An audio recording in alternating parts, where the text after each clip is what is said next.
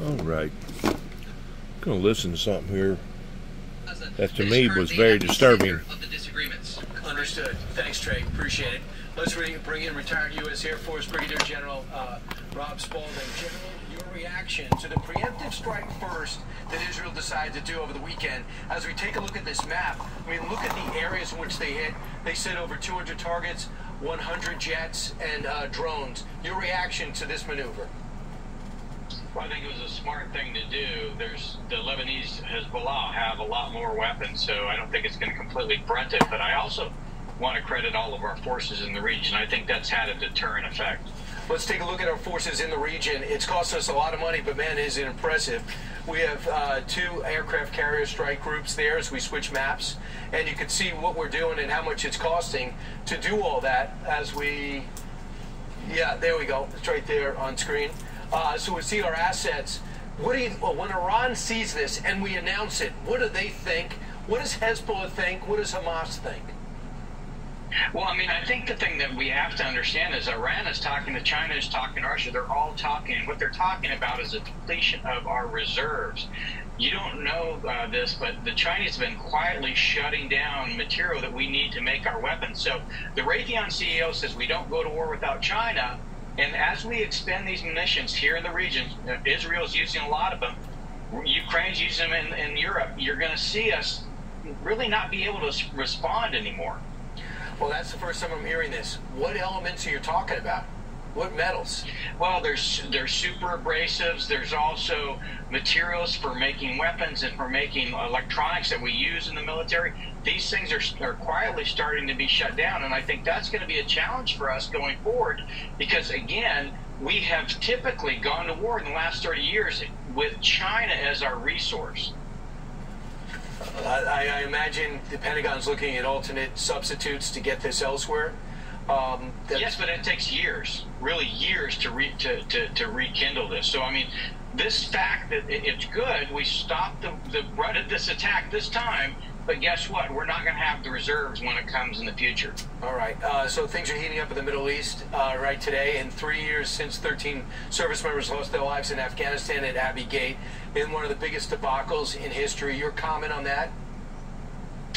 Well, it's just emblematic. We should have known at the time that it was emblematic of the lack of strategy of this administration. 3 years, we could have done a lot with that. We could have. It would have been great that we had a president that listened to one of his generals because they all testified that they cautioned him against this. He says they never did. We never got to the bottom of it. We also see the other war that's costing us money but not soldiers, and that is the Ukraine war. Ukraine goes into Kursk. They've taken 200 settlements, 2,000 prisoners, yet Russia's still making some progress on the line. How significant was this move into Russia? It's really frightening if you think about it. I mean, we are probably on the closest we've been to nuclear war since the Cold War. I think we need closest we've been to nuclear war since the Cold War. I think we probably on the closest we've been to nuclear war since the Cold War. I think we need to really the closest we have been.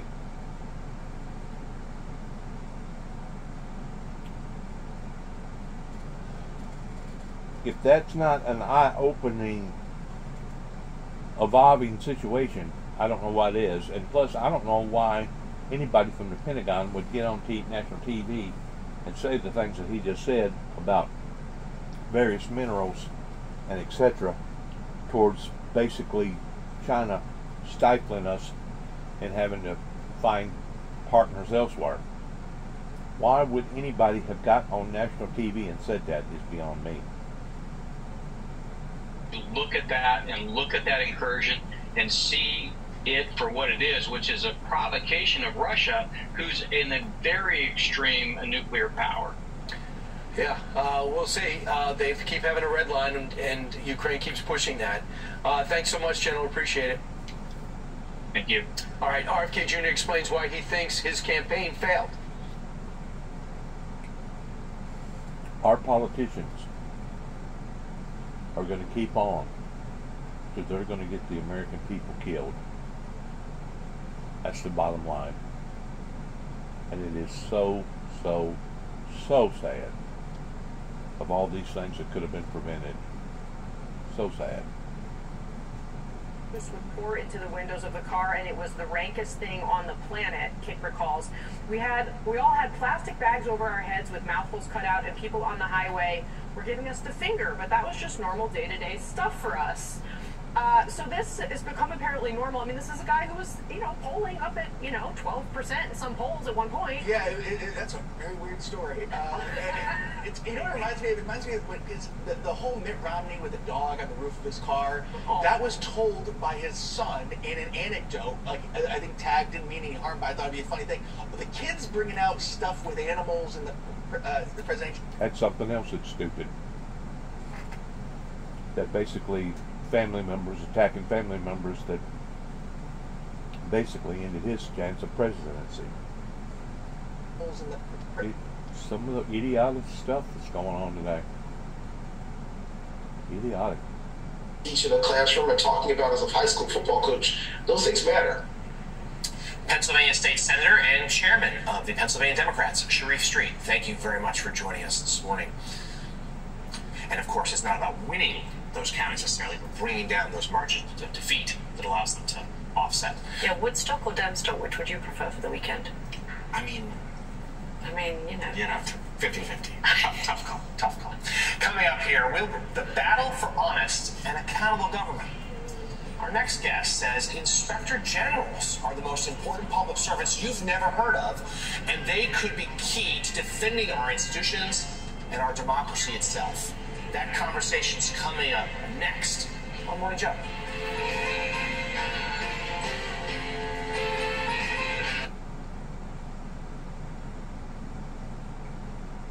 They had encountered a trying to kick him off ballots, and it really had drained his resources. Years under the Biden-Harris administration when it comes to China. Obviously, the flow of fentanyl continues through the border with Mexico. They have actually gotten more aggressive when it comes to Taiwan. And then look at some of the inroads that China has now made in Africa. So, I mean, all of the, and then let's not forget, China's President Xi Jinping and Vladimir Putin's very close relationship. I mean, all of this tells me, and Cuba, the list goes on and on. But the thing is, I don't understand, I've never have, why the Biden-Harris administration has been so forgiving. They keep saying diplomacy, but what have we gained from that diplomacy? We have not gained anything, and the Chinese have gained 3.5 years of further assaulting our society without a meaningful response from us. The Biden administration is continuing something that we've done for 5 decades, which is believe that we can integrate China into the international system. If we only talk to the Chinese, that things will get better. Well, that has not worked with militant regimes throughout history and throughout our history, and we should understand that, and we should start defending ourselves. So I think that by talking, we just give China time to continue conduct which is getting at us, and actually I think is the most important thing that's been going on during the Biden administration, which is the failure to defend us. Gordon Chang, it's always a pleasure to see you, Gordon. Thank you for being here. Thank you, Cheryl. All right, well, coming up, some Boeing employees are reportedly humiliated after its rival SpaceX is coming to Boeing's rescue. After 2 astronauts have been stuck in space for months, and it's going to be longer. We've got all the details next. Plus, Fox Weather is here with your morning forecast. Everything you need to know before heading out the door this morning. Don't miss a moment of it. You're watching Mornings with Maria, live on Fox Business. About West Nile virus after 33 states report cases. Dr. Mark Siegel with ways to protect your family.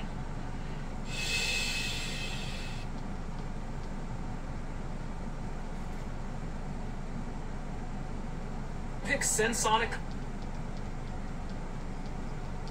was not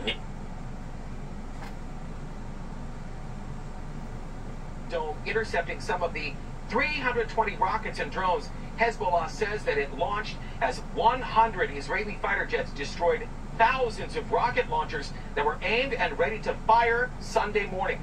Hezbollah failed to hit any major targets, including Mossad headquarters at a base just outside Tel Aviv. Today, we're seeing damage to an apartment in Akko of a retired teacher who arrived home, listen to this, from his synagogue just 5 minutes after a rocket hit his bedroom. I cry. You'll cry? Yes. Thank you, God.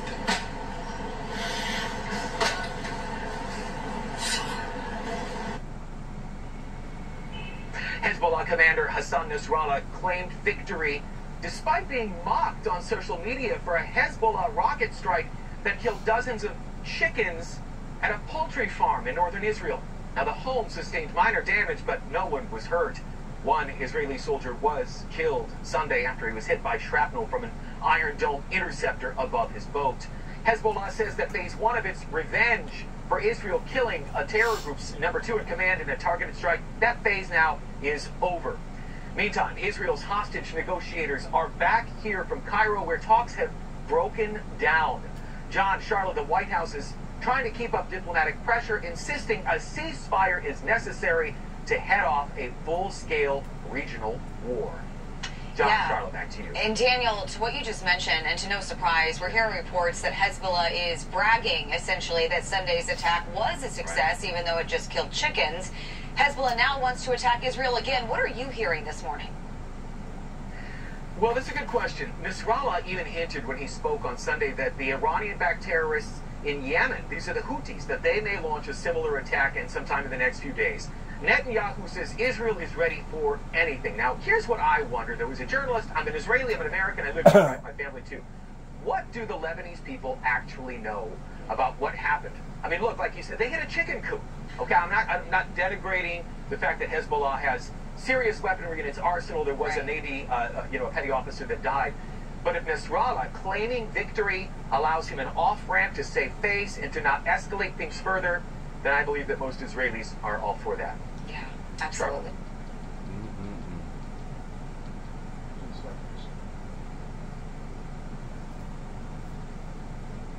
To lose a championship.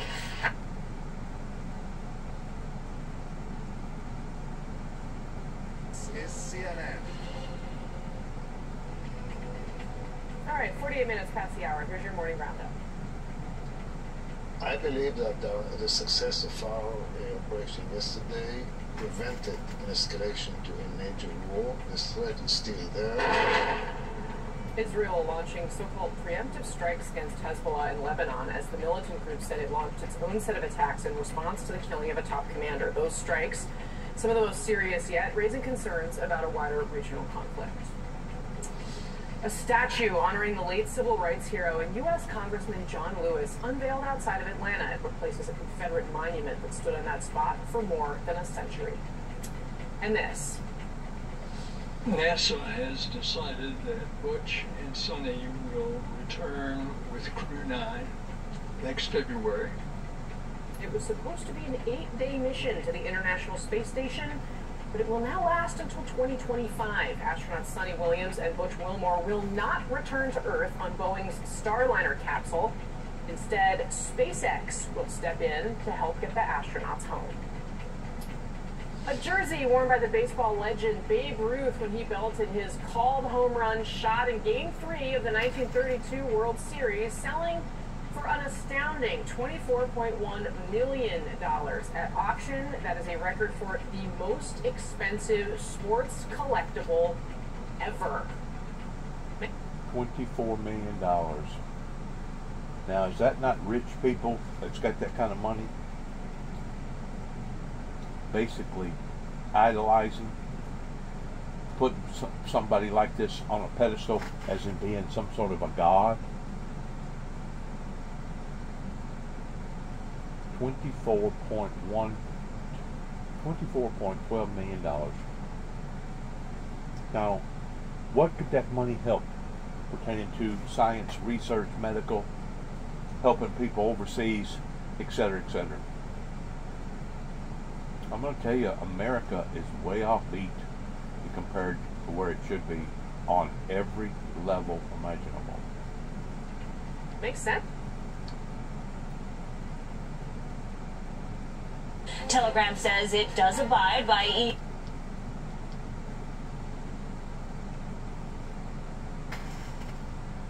for American institutions and for our democracy.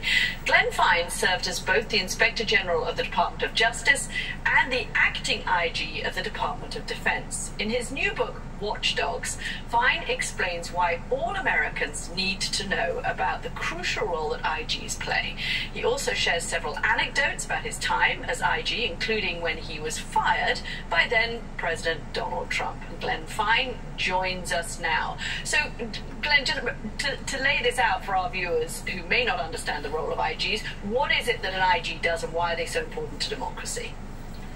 IGs are watchdogs of the government. They are nonpartisan, independent internal investigators located within each federal agencies, 74 in total, whose mission is to detect and deter waste, fraud, and abuse in the agency and promote the economy, efficiency, and effectiveness and integrity of the agencies.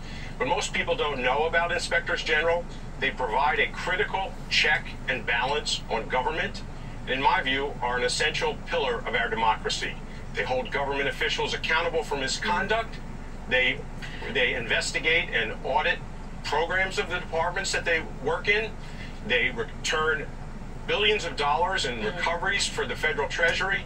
And most important, they make transparent how government operates.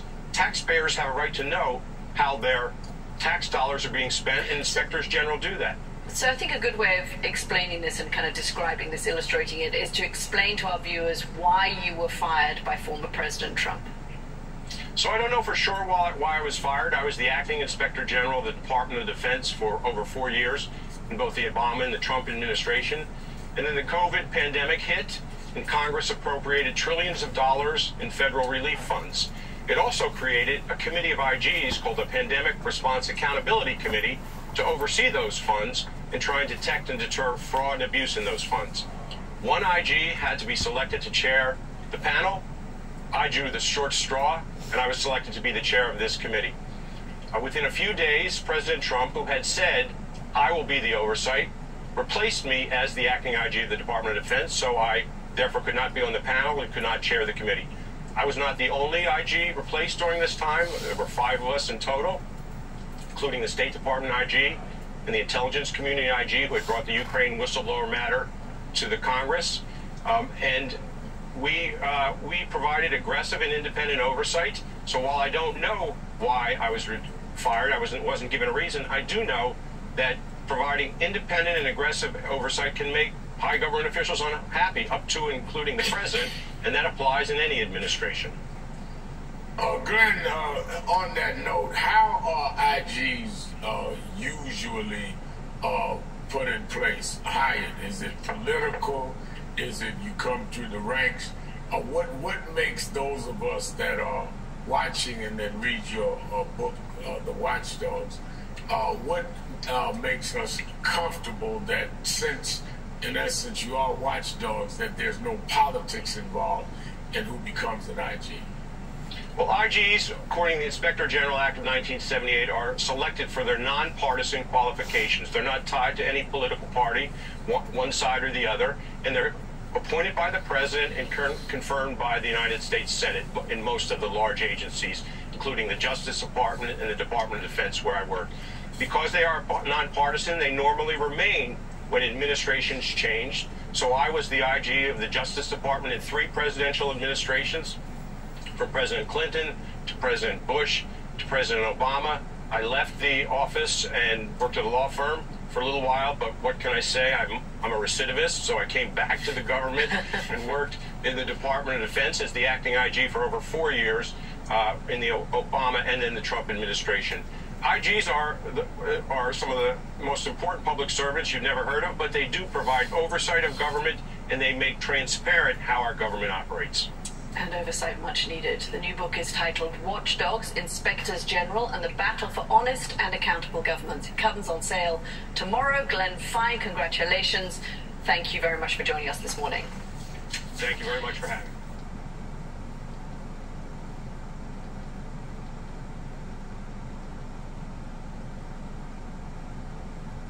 Anderson explains why he's sharing this story on the heels of Kennedy dropping out of the race. Morning Joe will be right back.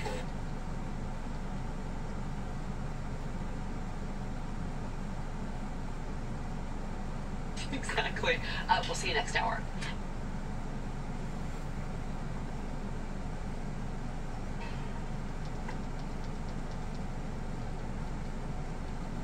Marissa Torres.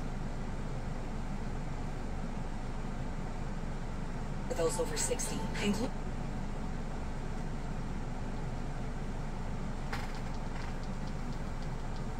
a sort of iconic moment for her. Summer's coming. So here's the. We've been around since 2010. So if I could, let me just spend a few minutes, 5 or 6, 8 minutes on domestic policy, then on foreign policy, which is, after all, your brief here, and then talk a little bit about the intelligence agencies and intelligence assessments, and try to demonstrate to you how I think this is the case and why it is our policies, even though always very well intentioned, often are not altogether successful.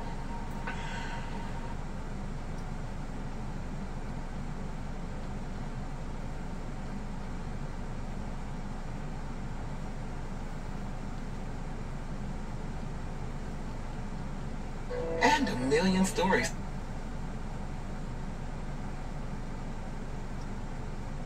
And they were saying, well, we can renegotiate a little bit on what the debate is. Now they're flipping it and saying, well, just because you agree to the debate doesn't mean we agree to the rules. Look, she wants the hot mic moment, because what she's had, if you remember the first debate with Joe Biden, the I'm speaking, she loves to create these little memeable moments that, you know, are kind of based off stock lines that she's practiced, kind of her team's prepared for. They're already the t-shirts printed up. So she's trying to draw out Trump with some of this stuff. Yeah, at the end of the day, though, does this really matter? When they go to debate, that's what, I mean, the American people deserve a debate. They deserve to hear the issues being fought, to have a discussion. So I don't think at the end of the day this matters. I think it's just more political, insider baseball stuff. It's fun to talk about. Yeah, it's what we're going to talk about next week. But at the end of the day, it really doesn't matter. I think the important thing is to have a debate and to have them have a discussion about the issues. And I guess we'll see. All right, I'll leave you with this.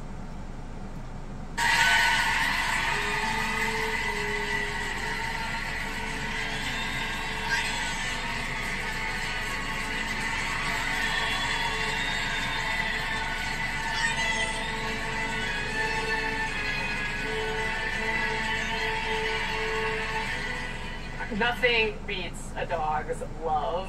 You saw it all right there, and that is why there is a National Dog Day, which is today. It was created to get people to think actually about adopting dogs. So here's an excuse for you to all see Radar. He is a miniature Labradoodle. He's about to turn 7. He is, I don't know what I would do without him. Apparently that makes me one of 65 million Americans who have a dog, making, of course, dogs the country's most popular pet. Let's play Show Us Your Dog. Matt Gorman. We have Matt Gorman's dog, Molly. No, it doesn't look like me right now because this is from 1996. Winner of the cutest dog competition in Torrington, Connecticut. I'll have you know. But yeah, 1996. Oh, what kind of dog? That's a golden retriever, little puppy, yeah. Of course. All right, Alex, we have a picture of your dog too, I think. Tell us about your dog. There he is. So that is Miley, who sadly is not with us, but she is very well loved. And my sister, she has 2 golden retrievers. They had puppies, Charlie, Mozzie, Sage, and they had puppies. And my brother ended up getting one of the puppies, and so there's a whole family of them. Well, happy National Dog Day to all of them and to you. Thanks to our panel. Thanks to you for joining us. I'm Casey Hunt. Don't go anywhere. CNN News Central source right now. 65 million people has dogs. My God. State planning attorney. That's a lot. 65 million people. That is limiting somewhat the return of gasoline.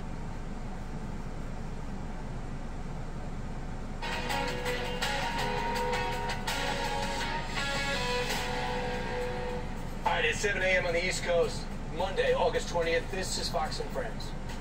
3 years later, America remembers the 13 U.S. service members killed at Abbey Gate, and families want accountability still. The Biden administration is 100% at fault for why my son lost his life. And now I look at the way our country is going, and I think this is not what my son died for.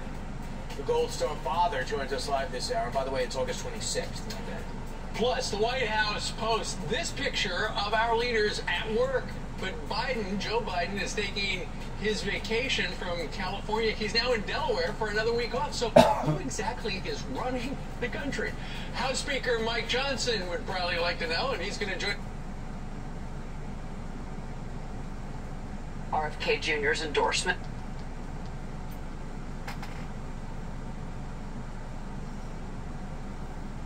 A classic Trump sir story. Sir, do this. But moment on the 2024 calendar, the presidential debate now just.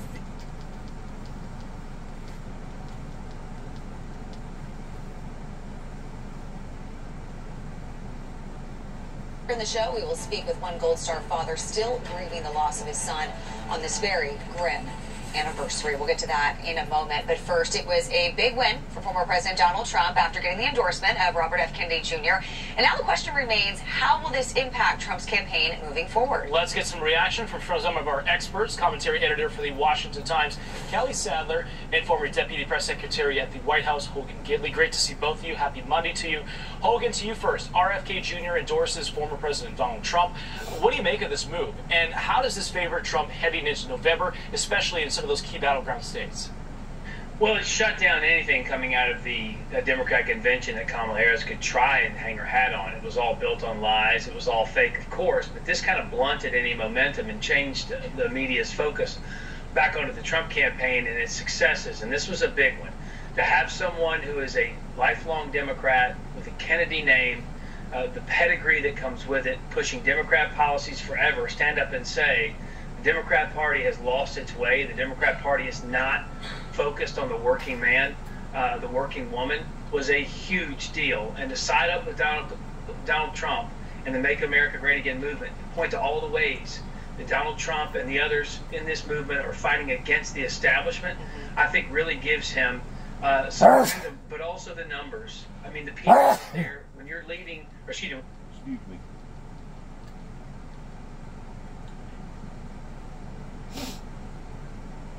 Another small, albeit temporary, bounce for Harris in the public polls.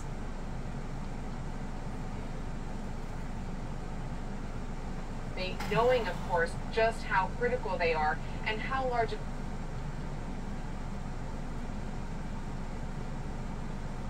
because they pushed it off to the last 3-day weekend.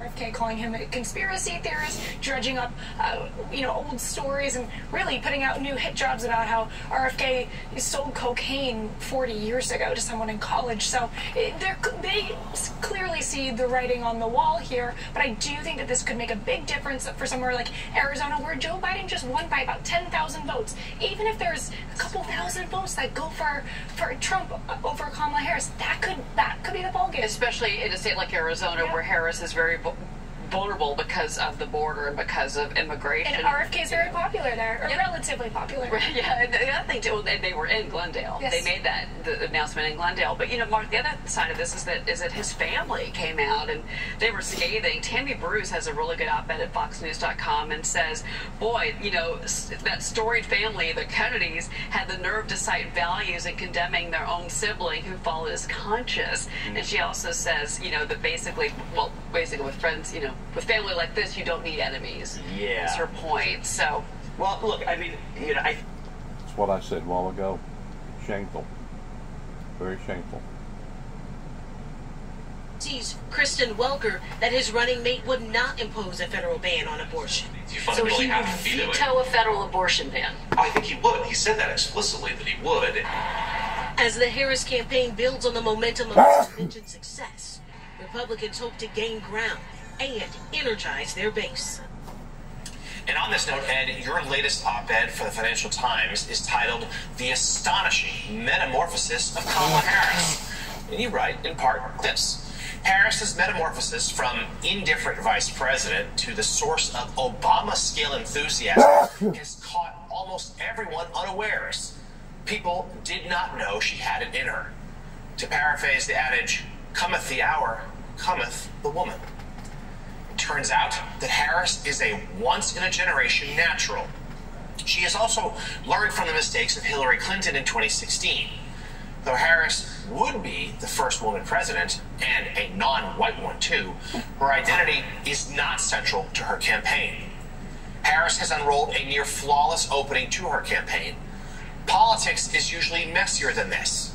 Like Obama's hope, the joy that Harris has patented cannot last.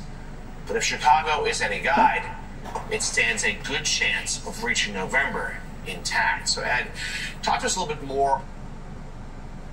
Stands to make it to November intact. That's going to be the end of today. Good luck to all of us. God bless America. God bless our troops. God bless our endeavors towards where we go from here. Heaven help us all. And shalom.